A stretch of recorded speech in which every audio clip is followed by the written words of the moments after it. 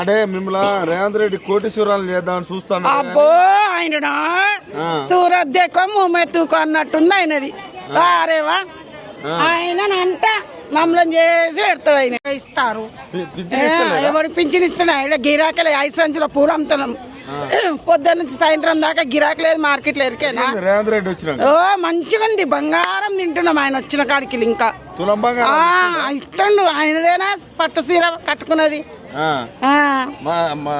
ఏంటి 2500 కూడా ఇస్తాను ఇస్తుండు. ఆయన పుణ్యాన్ని బతుకు బట్ట కడుతున్నాము. 2500 ఇస్తుండంట వాడు. ఇంకా ఆయన కేసీఆర్ అని ఉన్నప్పుడైనా మంచిగా ఉండు. ఒక నాడికి 8 పిల్లలు ఖరాబ్ చేసి చంపుతున్నారు ఈ కాలంలో. ఆయన వచ్చిన కానీ ఎన్ని కేసులు అవుతున్నాయి. కేసీఆర్ ఉన్నప్పుడు ఒక్క కేసు అని అయింది ఇట్లా. ఆయన వచ్చి బంగారం చేసి పెట్టిండు మాకు. ఆయన వాళ్ళు తెచ్చిరా మేము ఇక్కడ తేలే ఆయనని.